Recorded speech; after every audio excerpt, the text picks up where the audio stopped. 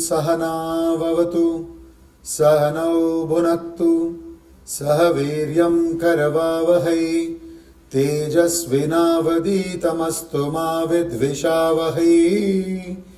Om Shanti Shanti Shanti.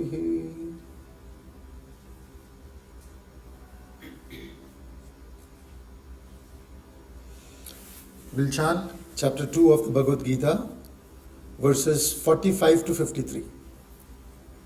Traigunya Vishaya Vedaha Nistraigunya Bhavajuna Nirdvandvo Nitya Sattvastaha Niryogakshema Atmavan Yavanartha Udavani Sarvata Samplutodake Tavan Sarveshu Vedeshu Brahmanasya Vijanataha Karmanyevadhikaraste Ma Phaleshu Kadachana Ma Karma Palaheturbuhu Ma Te Sangosva Karmani Yogastha Kuru Karmani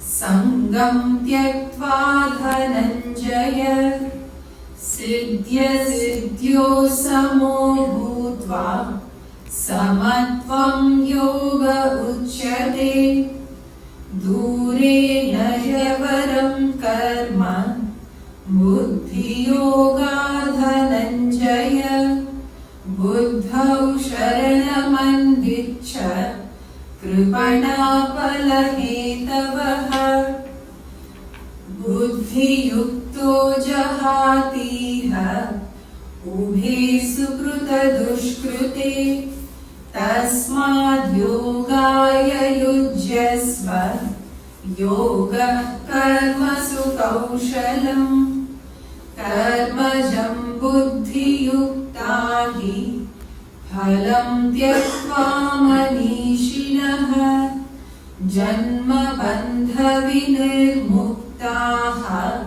Padam Gacchantya-namayam Yada te moha kalilam Buddhi vyatitarishyati Tada gantasi nirvedam Shrotavyasya shrutasya cha Shruti vipratipannate Yada stasyati nischala Samadhavachala buddhihi Tada yogamavapsyasi.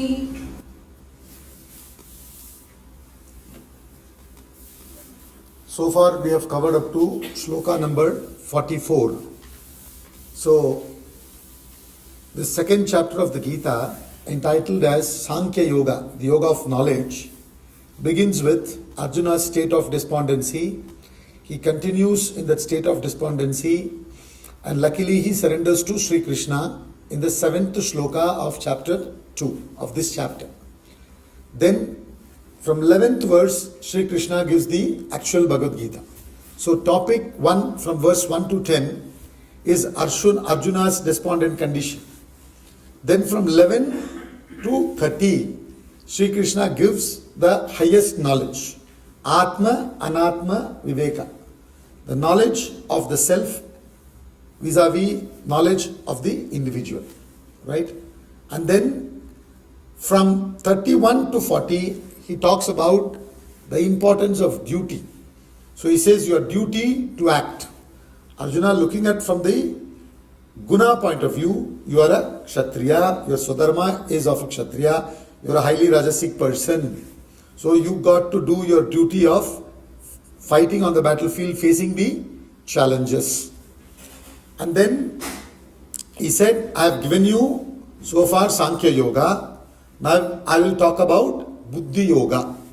By Buddhi Yoga he means Karma Yoga. By Buddhi Yoga he means Karma Yoga. Because you do action using your buddhi, especially subtle intellect. We discussed the difference between gross intellect and subtle intellect. When the intellect is functioning within the realm of the world, discriminating within the realm of the terrestrial world, it is called gross intellect. When it is between the terrestrial world and the transcendental, it is subtle intellect. So Karma Yoga is nothing but actions propelled, guided, directed by subtle intellect, where you pitch up the goal of self-realization, and for that sake you do actions for purification. You understand?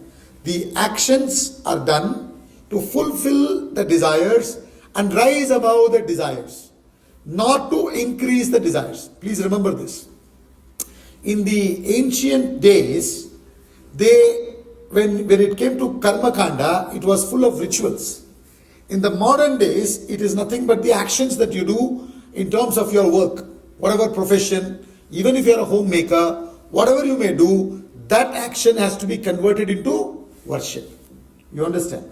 So, from verse number 41 to 44, the topic is desire ridden actions. In other words, instead of converting the action into worship, directing it towards the higher, you do the actions propelled by the desires merely to fulfill the desires.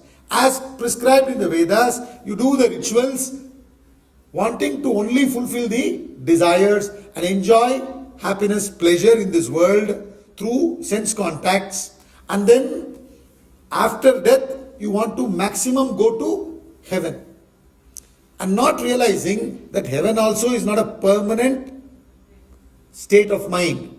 You will have to come back to square one. You understand?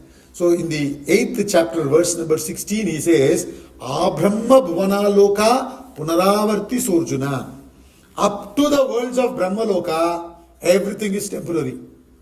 The only thing is permanent is enlightenment, self-realization.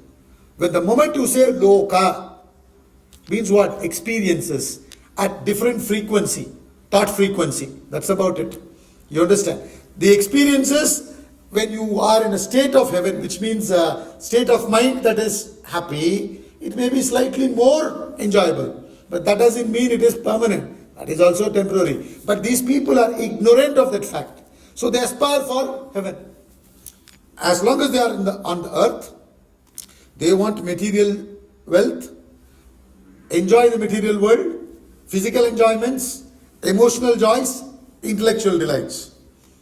Then after death, before birth, during that period, they want to enjoy heaven, not realizing that heaven is also temporary. So therefore he tells in this portion from 41 to 44, which we did yesterday, he says, these Vedas are only talking about purification. For what purpose they have given you these rituals?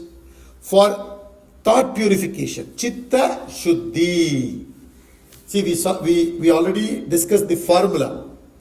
God plus vasanas, or within bracket desires, equals human beings. Human beings minus vasanas or desires equals Godhead, Atma. So, it is not an achievement when you realize the self. It is an enlightenment. In the sense, you are reclaiming your original state. That's about it. Even when you thought that you are this individual, you are Atma, but you are in a state of ignorance. As a result, the desires are coming. So when you get rid of the desires, when you get rid of the vasanas, you regain your original state. You understand? So therefore, we need to eliminate the vasanas. Now, ignorance can only be removed through knowledge. But to gain that knowledge, we need jnana yogyata. We need to have a certain state of mind for the knowledge to go in and settle. You understand? That will come when you drop the bulk of your desires and develop a relative renunciation, vairagya, with reference to this world. For that purpose, they prescribe these rituals. So through rituals, you direct your thoughts towards the divinity which is represented by a particular form, and then you also fulfill your desires, at the same time not think about the object of the desire and slowly rise above the vasanas. So why you have to go through these rituals, or in the modern context converting the actions into worship, is to bring about purification, to drop the desires, not perpetuate the desire. You understand? Not knowing this, people use Vedas or abuse Vedas only to fulfill their desires. So therefore from 41 to 44, he talks about desire-ridden actions. Now from 45 to 53, which we will do today, he discusses desireless actions leading to self-realization, culminating in self-realization or enlightenment. You understand? You're already the self, but you're not enlightened about that fact. You understand? You need to get enlightened. Therefore, you have to use these Vedas and go to self-realization. First, you need to attain self-purification, self-development, and then go to self-realization. You understand? The relative goal is what? Self-development, self-purification. Then the absolute goal is self-realization or enlightenment. This is the thought flow so far. So now from 45 to 53, we'll do the topic, which is desireless action leading to self-realization. Verse number 45. त्रैगुण्य विषया वेदाः निस्त्रैगुण्यो भवार्जुन निर्बन्धो नित्यसत्त्वस्तः निर्योगक्षेम आत्मवान्. The Vedas deal with the three gunas, attributes. What are the three gunas? Sattva, Rajas, Tamas. Be thou free, O Arjuna, from these three gunas, free from pairs of opposites. Remain ever in sattva, free from acquisition and preservation. The words used here is yoga kshemam. Niryoga kshemam is this. Yoga kshemam is interpreted as acquisition and preservation. We'll explain that. And established in the self. The Vedas deal with the three gunas, attributes. Be thou free, O Arjuna, from the three gunas, free from pairs of opposites, remain ever in sattva, purity, free from acquisition and preservation, and established in the self. Traigunya Vishaya Veda, Nistraigunya Bhavarjuna. So what Sri Krishna is telling is, please understand the Vedas. I told you yesterday, Vedas here means the Veda Purva Bhaga. Vedas have four parts: Mantra, Brahmana, Aranyaka, Upanishads. Mantra, Brahmana, Aranyaka put together deal with the ritualistic portion. You understand? And the last portion containing Upanishads give the philosophy of life and living. The knowledge is given there. So in the Veda Purva Bhaga, the mind is prepared. Then in the Veda Ant Bhaga, the knowledge is given to the prepared mind. You understand? When the knowledge is given to the prepared mind is able to realize the self. If the mind is not prepared, it's like sprinkling water on a hot plate. Nothing will be absorbed. It will simply evaporate. You understand? So you need to bring your mind to sattva. Today the mind is so much in tamas. Tamas means a state of mind which is lazy, lethargic, indolent. Rajas means a state of mind which is desirous, passionate about fulfilling the objects of the desire, objects of the world. You understand? Restless, result-oriented mind. Sattva is balanced, serene, composed, which is understood that the worldly objects and beings and the transactions there are only useful in this world. They are not helpful in terms of knowing your true nature, and therefore it is balanced, serene, composed. You understand? So, therefore we say in Vedanta, the motto in life is the purpose in life is to move from tamas to rajas to sattva. Now you see, we said every mind is made up of sattva, rajas, tamas. In some sattva is more, in some rajas is more, in some tamas is more. If sattva is more, you are called sattvic. If rajas is more, you are called rajasic. If tamas is more, you are called tamasic. Now, if you eliminate tamas and eliminate rajas, 100% you come to sattva. That's what he means by saying, remain ever in sattva. Okay, now 100% sattva cannot stay. Because all three gunas will be together. 100% sattva cannot be there. Once you come to that level, then you cross over to the next state, which is what? Guna atita state, going beyond attributes, which is nirguna tattvam, which is becoming self-realized. Going beyond gunas. You understand? So therefore what he says, the Vedas deal with the three attributes, gunas, pertaining to the world. You have to become free from these gunas, O Arjuna. From the pairs of opposites. Another name for the world is dvandvas. Because everything in this universe is what? Pairs of opposites. So you have to become free from the world. Pairs of opposites means free from the world. Free from the world means what? Where can you run away? You can't run away. Even if you come and sit in the Vedanta class, that is also happening in the world only. Become free from the world means today what is happening is your mind is preoccupied by the thoughts of the world.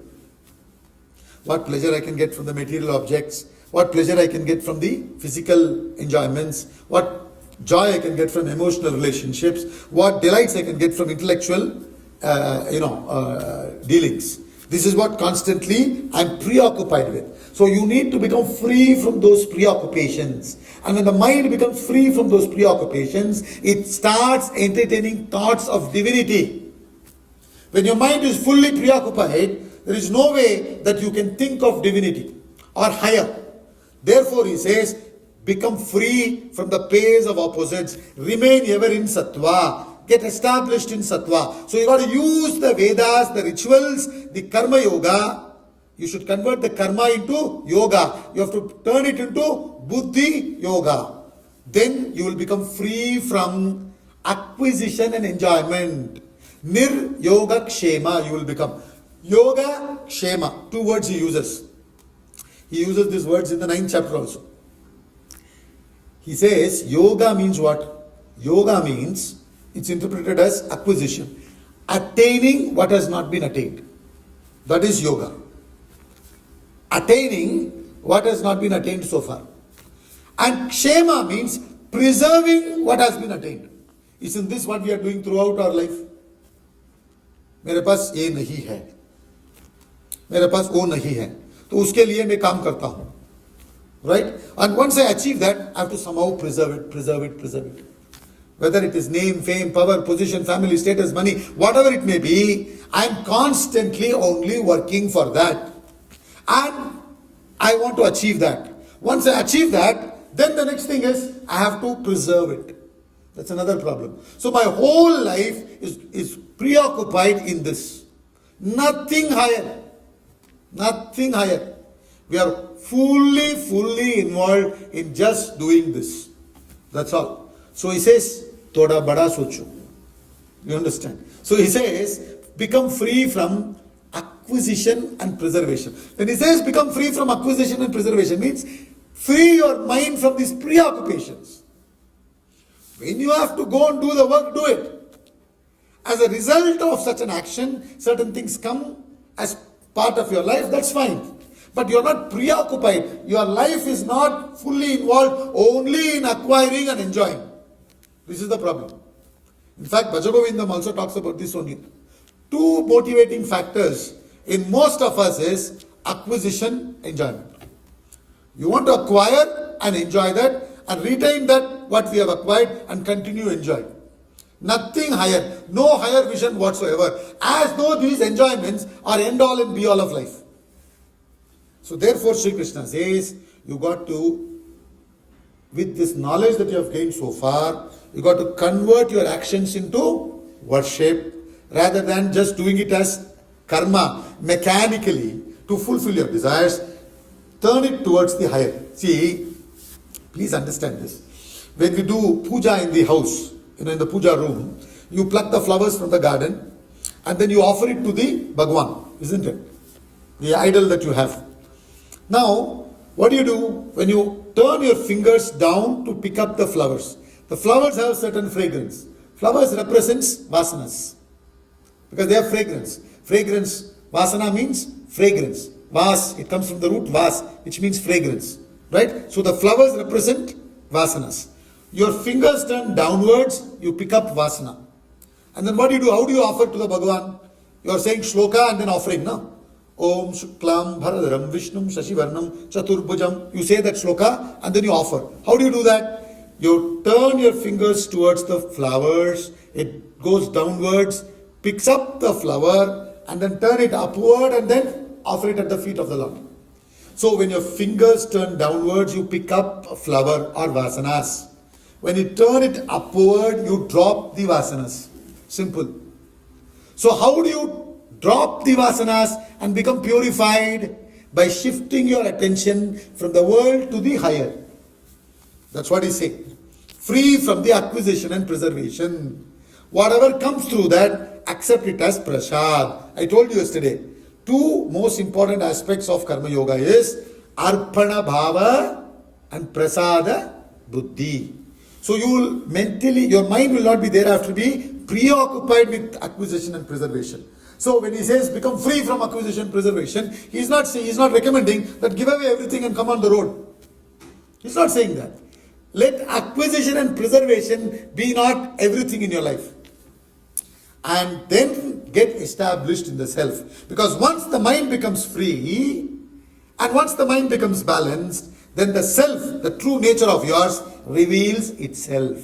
You got to give way to that. For that you have to become free from the preoccupations. So that's all he's saying. So this Vedas, end of the day, if you look at it, they are also pertaining to the world only. You got to rise above that. So he says, Traigunya Vishaya Veda, Nistraigunya Bhavajuna, Nirdvandvo Nitya Sattvastaha, Niryoga Kshema Atmava. So, get rid of tamas, get rid of rajas, increase sattva. How? By pitching up a higher goal and working towards the higher goal, dedicating your actions for the higher. You understand? And then the lower will automatically fall away. When your attention turns towards the higher and slowly it gets established there, the attachments towards the lower fall away. That's all he's saying. So free from acquisition and preservation, you will get established in the self. The way to go towards the self he's talking about here. Then he continues, verse 46.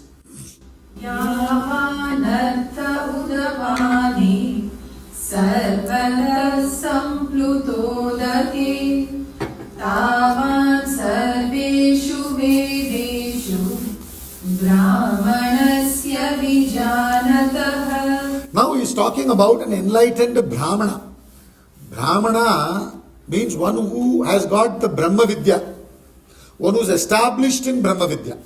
So he says, to an enlightened Brahmana, all the Vedas, meaning all the knowledges, are of as much use as a pond is where there is a flood of water everywhere.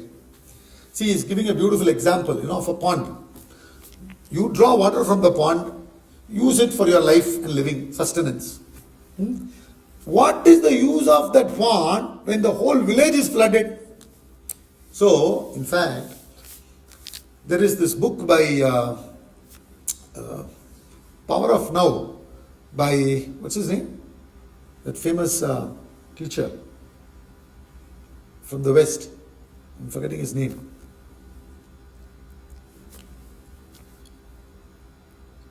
Anyway, in that book, when he begins by saying, a beggar sitting on a box, big box, and begging in a common place. And is asking for a few dollars from everybody. And there also, Eckhart Tolle. Yeah. The book is by Eckhart Tolle. It's called The Power of Now. And a beggar is sitting on a huge box and is begging for a few dollars. And some people are giving, some people are not giving. He's going on accepting those few dollars.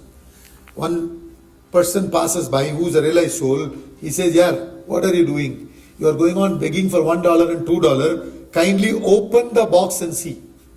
There is huge treasure inside." But he's not, "Arey sir, please don't joke, no. You're asking me to open the box and get the treasure. Don't worry. please give me some dollars. This is our situation. There is already reservoir of wealth inside. You are that abundance. You are paripurna. You understand? But not knowing that, you are begging in the physical direction, in the emotional direction, in the intellectual direction. Constantly from morning till night. This is our situation. So, when a person who is through this knowledge and through karma yoga and then through jnana yoga, meditation, etc., has realized the self, has enlightened, has become self-realized. You understand? What is the use of all these Vedas, all these rituals and all that? No use. Because end of the day, what they can give? Few dollars. With few dollars, what you can buy? What can you buy? Swami Ramtirtha beautifully says, iron and gold is good for buying iron and gold. I repeat, iron and gold is good for buying iron and gold. It cannot buy love for you. It cannot buy happiness for you. It cannot buy knowledge for you. You understand? See, money is only going to give you an option. Please understand that. If you are sad, money cannot make you happy. What money can do is, it can give you an option to go to Alps and be sad. You understand? You can take a flight, go to Alps and be sad there, instead of being sad in Lucknow. If you are happy, money will give you option to be happy in Lucknow or go to Alps and be happy. But money cannot alter the state of mind. Money cannot give you knowledge. Money cannot give you love. This is gross. They are subtle. You understand? So therefore he says, for an enlightened Brahmana, he is like the whole world is flooded, When the whole village. When the whole village is flooded, what is the use of the pond? You don't even know where the pond is. So what is the use of pond? Wherever he turns, there is only water. So he is already abundance. He is paripurna. So that's what he's saying. For him, what these Vedas can do? Maximum they'll help you to achieve this desire. What are these enjoyments that you get from the fulfillment of these objects? See, please understand what is happening. You are calm, serene, composed. In a calm, serene, composed, happy mind, suddenly a desire for an object pops up. Chocolate, let's say. Chocolate. Or alcohol. Okay. Alcohol, chocolate, alcohol, chocolate, two different individuals. Right? Then chocolate, alcohol, desire has come. Now it's like, jacuzzi, have you seen? First of all, before you switch on the jacuzzi, the water is filled and it's still. And when you switch on the jacuzzi, what happens? From inside the ripple starts coming, bubble starts coming. Isn't it? A ripple starts forming on the surface. The same way, in a calm, serene, happy mind, when the desire comes, it starts agitating. Till you get the object of the desire, you are agitated. Okay? So now, the moment you have desire means agitation. Okay? Now, you have one person has desire for alcohol. Another person has desire for chocolate, in this example. So, you have to give chocolate to the fellow who has desire for chocolate, and alcohol to the fellow who has desire for alcohol. If you reverse and give, they won't be happy. That particular object you have to give. You understand? So this itself shows that there is no joy in that particular object. Because if it was in that particular object, then immaterial of what their desire was, they should have got happiness. The fellow wants alcohol, he needs to be given alcohol. The fellow wants chocolate, he needs to be given chocolate. Now when the person takes the chocolate, who wants the chocolate, and when that person tastes the chocolate, what is happening? The contact with the object of his desire, in this case chocolate, removes the agitation created by the desire. Samajh rahe hain? I repeat, the contact with the object of the desire removes the agitation created by the desire. Once the agitation is removed, his mind comes back to the previous condition, calm, serene, happy.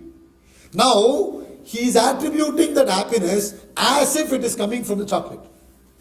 He is attributing it to the chocolate. The other fellow is attributing it to the alcohol. But actually, where is it coming from? Where is it coming from? Come on, within. You get it? Within. From within it is coming. But he is not understanding. He is deluded. You understand? That person is deluded, and out of delusion, he thinks it's coming from the object. And then his mind runs after it more and more and more. This is what is happening. So you are already a reservoir, abundant happiness, Ananda, Swarupa. But you do not know that. But a Brahmana who is enlightened, he knows. For him, what these rituals, what this karma, all this can do to him, nothing. Nothing these Vedas can do to him. It is of no use to him. He goes beyond Vedas. So he wants to say that these are all useful for you to go there. They are not end in itself. Don't get stuck there also. So therefore he says, to an enlightened Brahmana, all the Vedas are of as much use as a pond is, where there is a flood of water everywhere. So this is a beautiful, example he gives and compares and explains. Therefore, your attention and your focus and your effort should be to go within and realize the self. So for that, what do you have to do? You have to convert your actions into worship. You have to convert your karma into karma yoga. You don't have to do anything. All you have to do is, you have to change the direction. Now, the next shloka, 47th shloka, very popular, oft-quoted shloka, we'll take up, where he explains Karma Yoga in a particular angle. Continue. Karmanyevadhikaraste ma phaleshu kadachana ma karma phalaheturbuhu ma te sangosva karmani.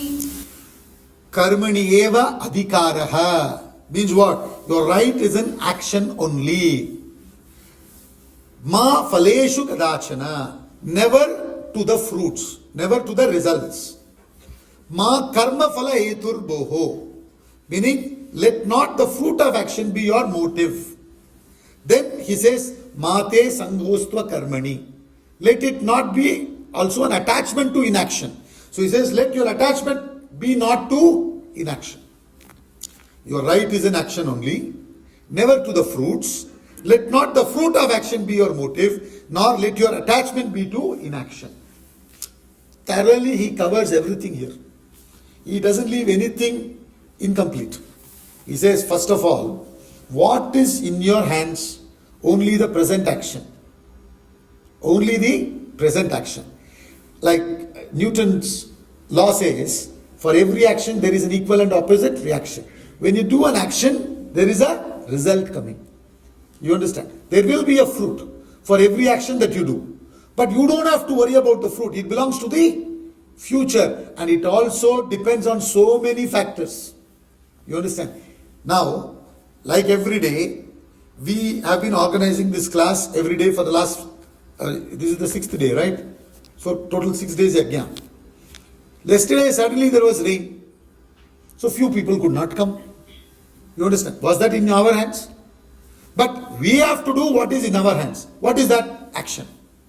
So it says, your right is in action only. You have hak only to action. Never to the fruit. Fruit depends on so many factors over which you have no control.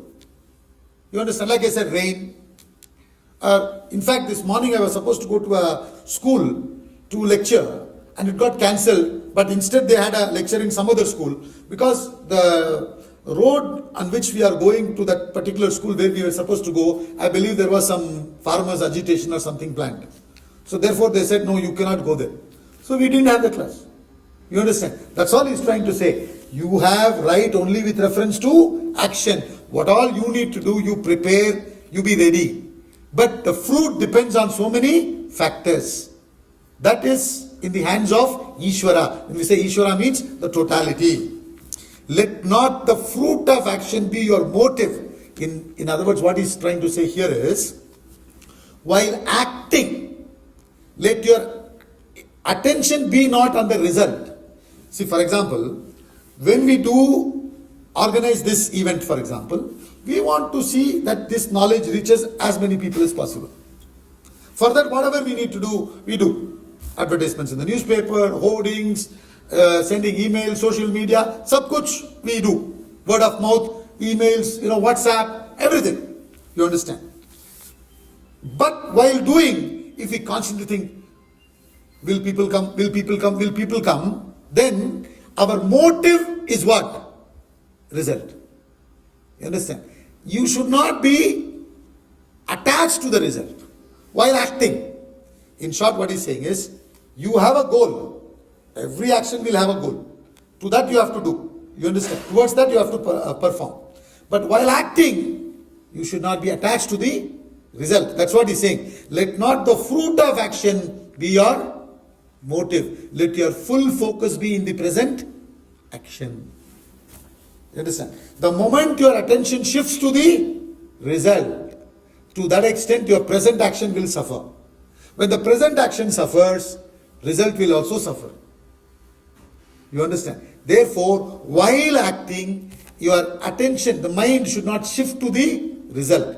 So a lot of people get confused. So what is it saying? Is he saying that we should not set a goal? No. He's not saying that. In fact, he's been saying in Karma Yoga, fix a higher goal, fix a higher goal.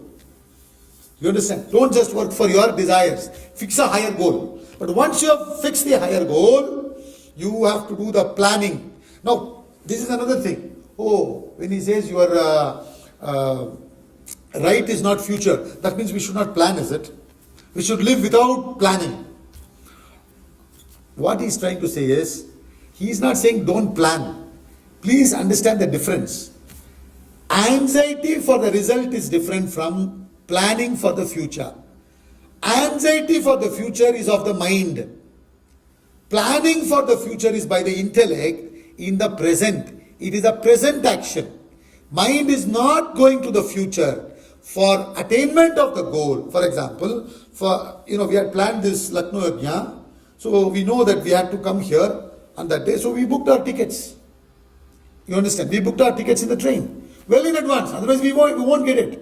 So planning has to be there. Planning is a present action by the intellect. You understand? Planning for the future is a present action using the intellect. Similarly, learning from the past is a present action done by the intellect. But when your mind by itself goes to the past, worrying about the past, it is a mental reaction. That has to be avoided. You understand? So, when he says, he's not saying don't set a goal. When he says he's not saying don't plan. He's not saying all that. You set a goal, you plan. And once all that is done, then your full focus should be in simply executing the plan. You understand? When you simply execute the plan, you will get there, isn't it?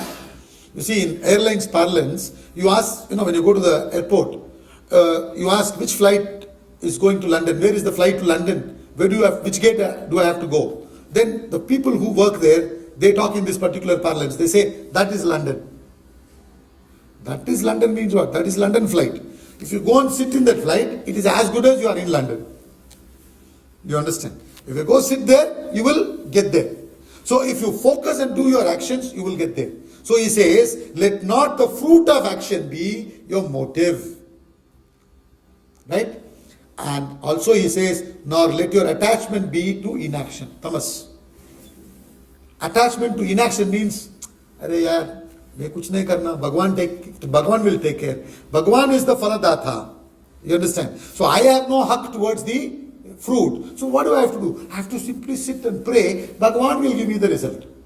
See, please understand, your results will depend upon your actions plus so many other factors.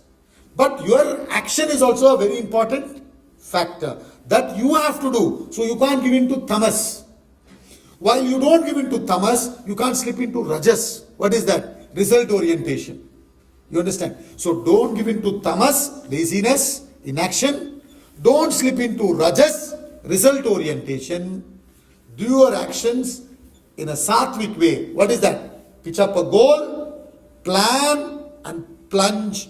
And while plunging, don't think about the results. You will get there. You understand? You have to do all that. All this is in your hands. This verse is highly misunderstood. Therefore I am saying, oh, your right is only in action. Fal ke kuch nahi. But they somehow nicely forget that first line. Your right is in action. The rest of it they take. Fal hamara haath mein nahi. So Bhagwan dena chahiye. Oh Bhagwan ke I am praying. All the time I am praying to Bhagwan. Bhagwan will give me result. Bhagwan, how will he give result? Based on what you do only, na? You understand? You do certain actions, according to that, when you deserve, you'll get the results. So how will you deserve? When your mind is completely focused, intellect makes it focused, and it's calm, and you are doing all your actions in that direction, you will achieve the result. Today's actions will become success or failure in future. Therefore, he says, your right is in action only. So therefore, do it as a dedication to a higher goal. Don't do the action merely to fulfill your desire. Don't have a motive. See, you take anything in nature, they don't have a motive. Cow doesn't have a motive when the cow gives milk. Flower doesn't have a motive when the flower gives fragrance. Sun doesn't have a motive when it gives light and vitality.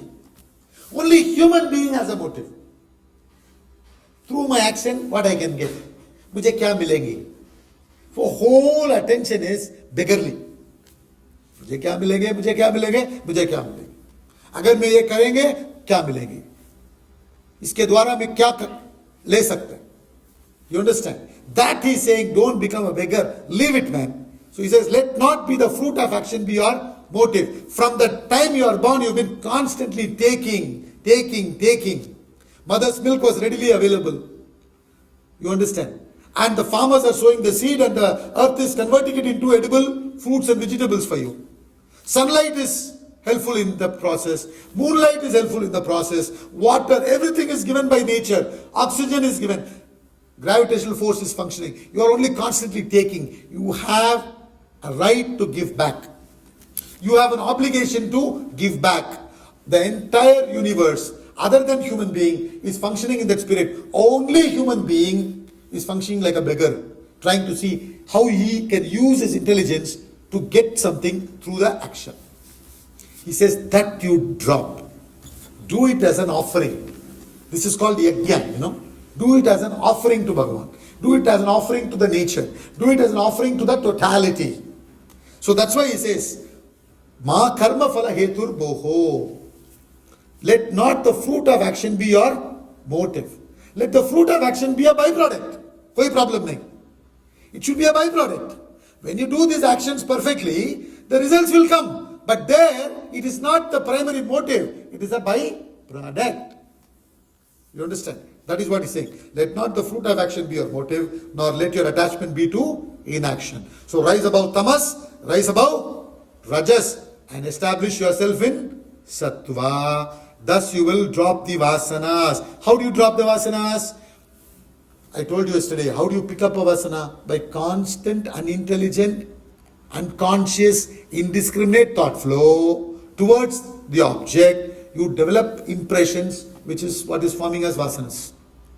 Now, you consciously, intelligently, using your buddhi, awareness, you direct your thoughts towards the higher. That's what you're doing. No, you're doing the action. Now, you direct your actions towards the higher through dedicating it. Then, whatever comes from that, you accept as prasad. That is okay. So what is happening? You are not thinking about your car, your bungalow, your motorcycle, or fame, name, nothing. You are just offering it to Bhagavan. Then, the focus is very much in the action. You fulfill the desire also. You fulfill the desired object. At the same time, you drop the vasanas. You understand? And thus he says, you will get the results, but let it not be a motive. So in short, when the results come, he's not saying give it away to somebody. When the results come, accept it as prasad. But don't work just for the results. Work for a higher purpose. He continues. 48. Yogastat kuru karmani sangam tyaktva dhananjaya siddhya siddhyo samo bhutva samat steadfast in yoga, perform actions, O Dhananjaya, another name of Arjuna, winner of wealth. So he says, steadfast in yoga, perform actions, O Dhananjaya, O Arjuna, renouncing attachment to the fruits and being the same in success and failure, which he already talked about in 38th shloka. Evenness is called yoga. Samatvam yoga muchyate. Being balanced, that state of mind which is balanced is yoga, he says. So what is yoga? Not just standing on your head. You understand? That is asana. What he's saying is, you have to be steadfast in karma yoga. When he says steadfast in yoga here, yoga stat kuru karmani, means be steadfast in performing karma yoga. Don't just do karma. When you do karma yoga consistently, what will happen? Your attachment to the lower will fall. Because you are constantly thinking about the higher. When your attention is constantly on the higher, you will drop the attachment to the lower. Your mind develops detachment. You understand? To come to this class, I need a vehicle. What is a car? It is just a dabba with an engine, a few tires, which will take you from one place to another with certain other facilities. Air conditioner, button facilities, you press this thing pops up. That's all. End of the day, what is it doing? Moving you from one place to another. So all these are useful for transactional purpose only. Beyond that, they have no use. You understand? So that's what he said. That when you have that kind of an understanding, that is called renouncing attachment, that is called detachment. Please understand that. Detachment is nothing but knowledge. So he says, Oh Dhananjaya, if you consistently do karma yoga, you will develop detachment. You will renounce attachment to this world. Renounce attachment does not mean you will not deal with the world. You will not be mentally preoccupied. I already clarified that. And being the same, then what happens? Success, failure, all this you will treat alike. I explained this already in verse number 38. And then your mind will be in balance, calmness. That state is yoga. He continues. Durena yavaram karma buddhi yoga dhananjaya buddhau sharanam viccha kripana phalahitavaha. Far inferior to yoga. You have to write it as karma yoga, buddhi yoga. You understand? When he says far inferior to yoga, what yoga is talking about here? Karma yoga, which is buddhi yoga he is calling it as. So, far inferior to buddhi yoga or karma yoga, which is yoga of knowledge, is action, meaning just karma. So, he is comparing karma yoga and karma. Doing karma for the result, doing karma for a higher goal. You understand? So, he is saying doing karma for a higher purpose is superior. Inferior to that is just doing karma for your bread and butter, for your selfish desires. So therefore he says, far inferior to yoga of knowledge is action. O Dhananjaya, O winner of wealth. You've been gaining a lot of wealth in this world. Now you have to gain this buddhi yoga. That is why he is using this name. So he says, seek refuge in knowledge. Meaning seek refuge in the knowledge that was given to you already. And then he says, wretched are they whose motive is fruit. Wretched means bichara. Listen, no, bichara.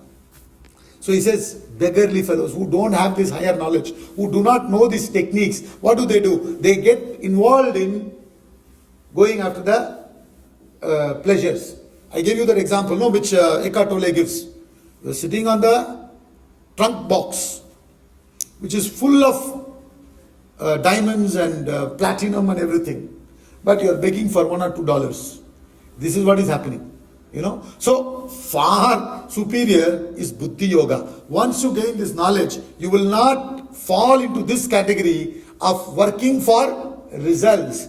You will be working, directing your actions and keeping your mind in state of balance. As a result, what will happen? You will also excel in action. That he mentions in the next shloka.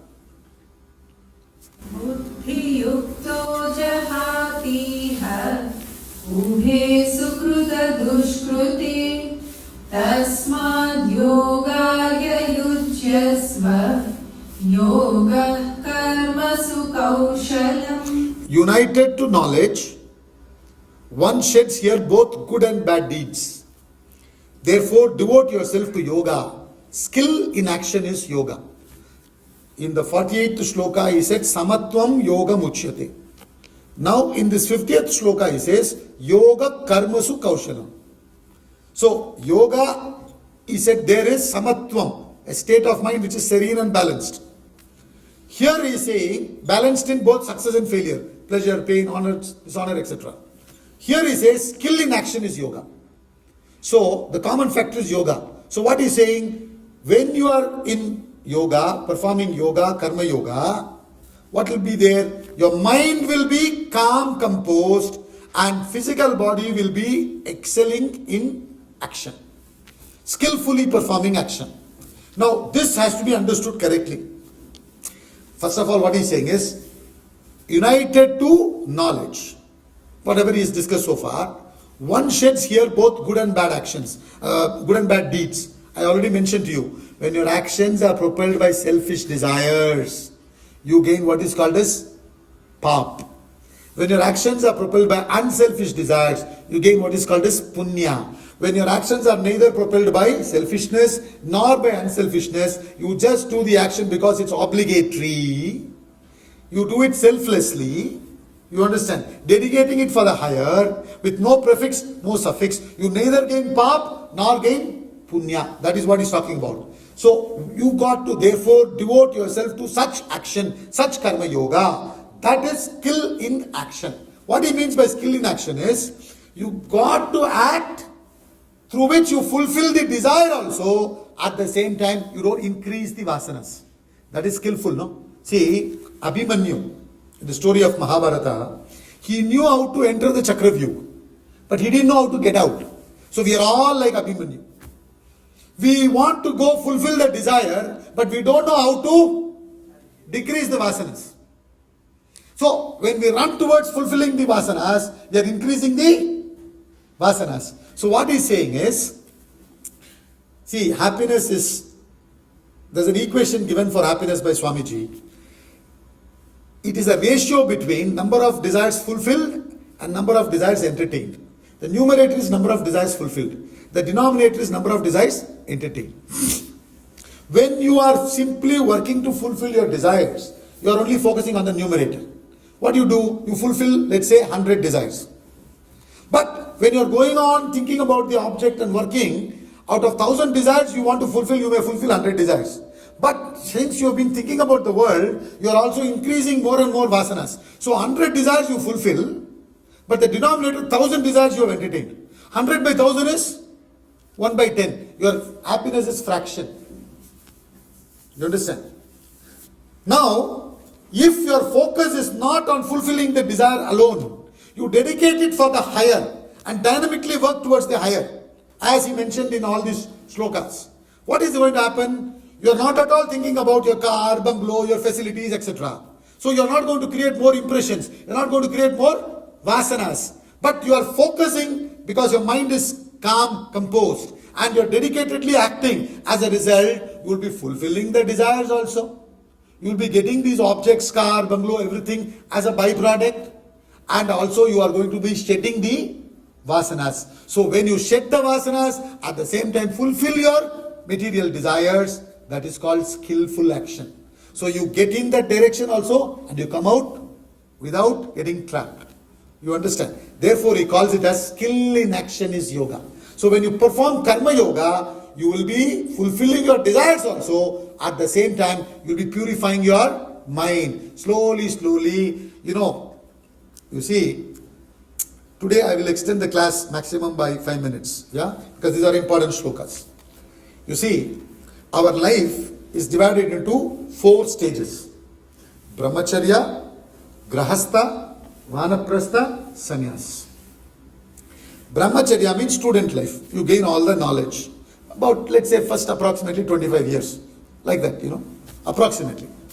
Then, next 25 years is Grahastha Ashrama. Grahastha Ashrama is what? Karma Yoga Pradhana Ashrama. You have desires, you got the knowledge, but now you have to rise above the desires. So the next 25 years, you act in the world, dedicating it for the higher. Then what happens? You will also be fulfilling your desires, but your mind also will be slowly going towards the higher. So by the time you are about 50, 60, your mind would have naturally moved from the material world. It will be now thinking about the higher, if you do like that.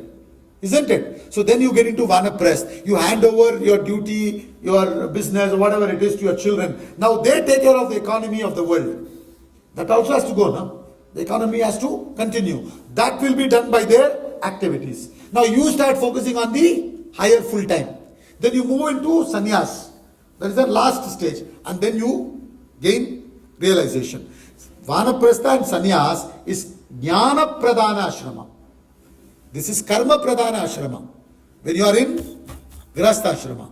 Then from there you slowly move to vanaprastha and sannyas, which is jnana pradhana ashrama, where you have already got detachment from the world. Mental detachment. You understand? Your mind is now entertaining higher aspects of life. So he says, thus slowly when you move, you become skillful now. You reduce the vasanas. So reduction of vasanas, he calls it as skillful in action. You will be performing the action also very well. You will be getting the result also. At the same time, you will be reducing the vasanas. So samatvam yoga muchyate, yoga karmasu kaushalam. So being skillful in action is yoga, being balanced in mind is yoga. So your mind should be balanced while your body should be dynamically acting in the world, dedicating it towards the higher. This is called karma yoga. He beautifully summarized in these shlokas. Then he now continues. So such a person, how he moves slowly towards self-realization, that he talks about in 51, 52, 53. Continue 51. Karmajam buddhi yuktahi Phalam tyaktva manishidaha Janma bandha vinirmuktaha Padam gacchantyanāmayam. The wise person, intelligent person, who's got the knowledge, who performs karma yoga, he says the wise, united to knowledge, renouncing the fruit of action, liberated from the bond of birth, indeed reach the state beyond evil. Now, a wise person who's got this knowledge and performs action in the spirit of karma yoga and then takes up knowledge primarily as his main thing and then goes beyond bond of birth. Bond of birth means what? Vasanas. What has caused you to take birth? Vasanas. I told you, vasanas are called as causal body. What causes you to take birth? What has caused you to take birth in this room? The vasana to study Bhagavad Gita. This made you to take birth in this room. Isn't it? The causal body manifests as subtle body, thoughts. And then subtle body gives you the physical body and the environment. As your thoughts, so the environment. You understand? In Lucknow, many things are happening now. If you had vasana for those things, you would be in different aspects of life that is being, displayed in different places. But now you are interested in Vedanta study. Therefore, you are born in this environment. So what causes you to take birth here? Your vasanas. You remember, vasana, thought, desire, action, producing more vasanas. That bond, he says, you will break. Meaning what? You will reduce vasanas. So he says, by dropping the attachment to the result of action, you will rise to the level of gaining knowledge, predominantly, focusing on knowledge. You move to jnana pradhana ashrama, and then you will get rid of vasanas thoroughly, and you will reach the state beyond evil. Evil means vasanas agitation. You will go beyond all vasanas and realize the self. How you realize that stage he explains in the next two slokas. So how you have to go is, you have lots of vasanas. So through karma yoga, you have to shed the bulk of it, which I explained to you. Gain the knowledge, do karma yoga over a period of time, you will shed the bulk of it, then you will be only interested in the higher, you will develop detachment to the lower. Then through knowledge, you will move further into meditation. You will be able to go into single-pointed concentration, which is meditation, and through meditation, you will attain samadhi. Those things he explains in the next two slokas.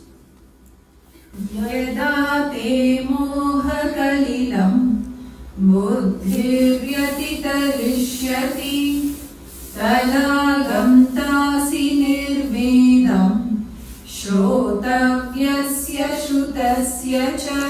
When your intellect will cross the mire of delusion, then you will grow indifferent to what has been heard and what is yet to be heard. See, here the word heard, he's talking about hearing, which in philosophy, sometimes the teacher uses only one, but he means everything. Hearing, smelling, tasting, touching, even mind, feeling, even intellect, thinking, all experiences. Basically, it means all experiences. So what he's trying to say is, when your intellect uses your body and mind to perform karma yoga, you will cross the mire of delusion. I already explained to you. What are you deluded today? You are deluded to believe that the fulfillment of the worldly desires will bring you happiness.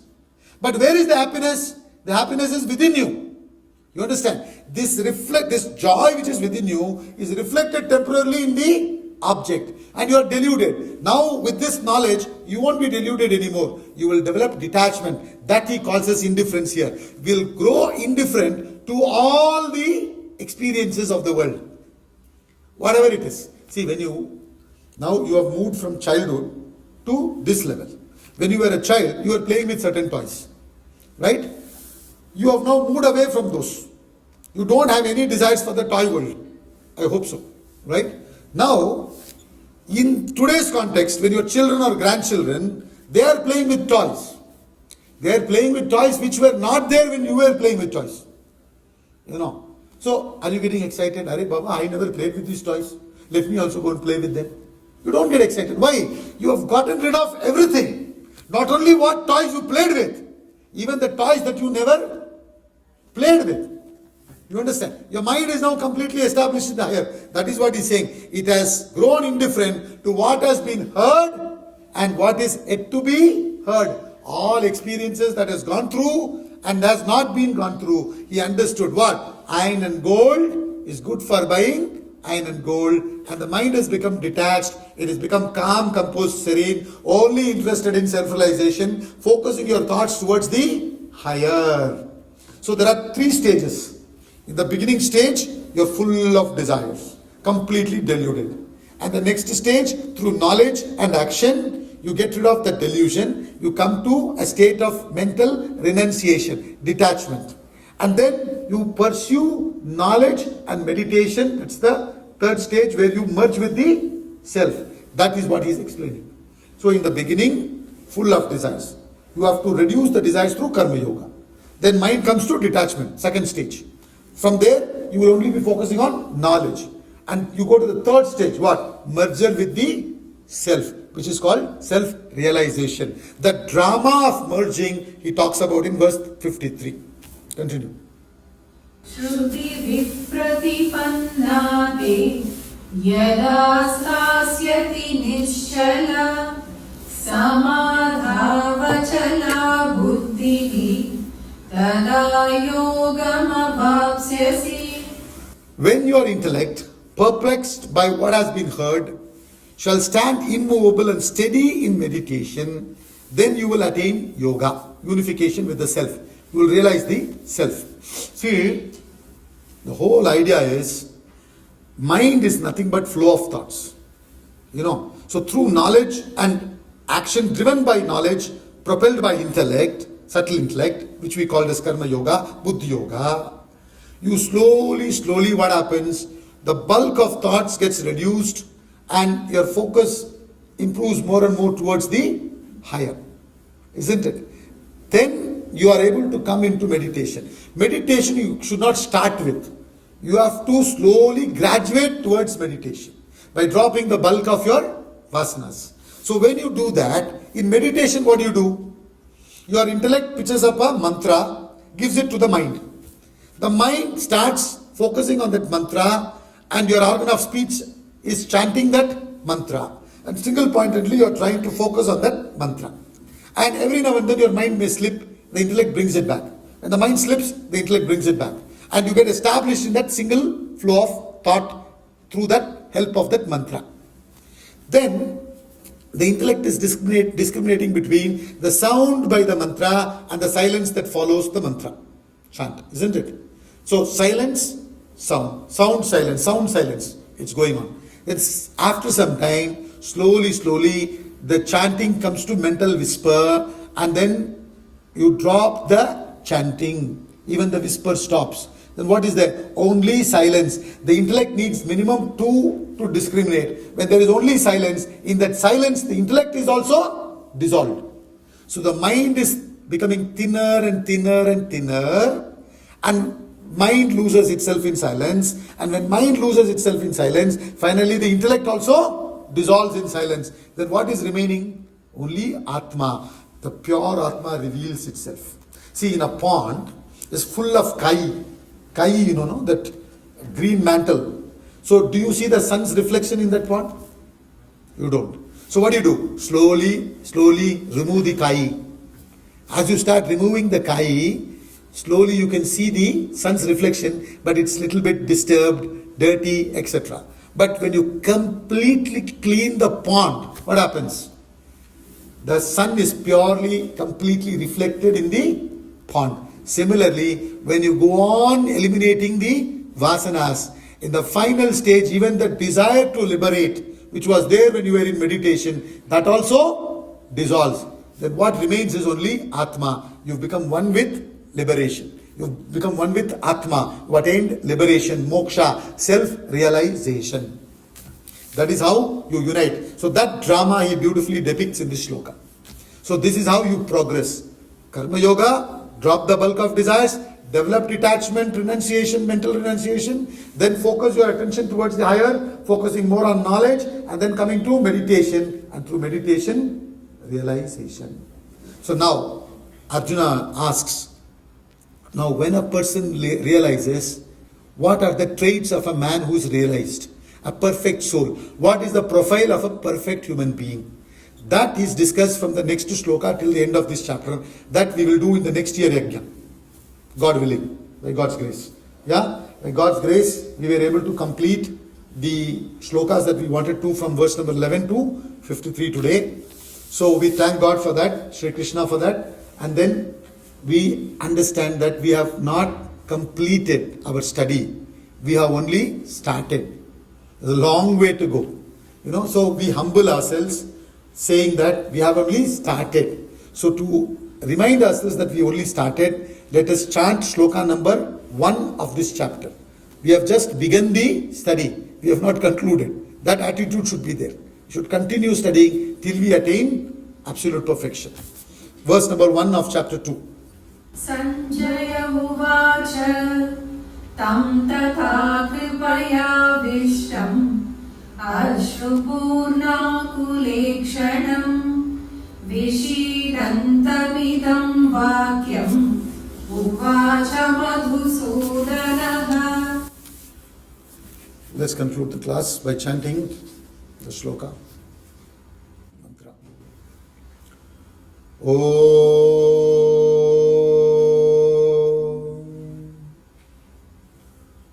Om Purnamada Purnamidam Purnat Purnamudachyate Purnasya Purnamadhaya Purnameva Vashishyate. Om Shanti Shanti Shanti.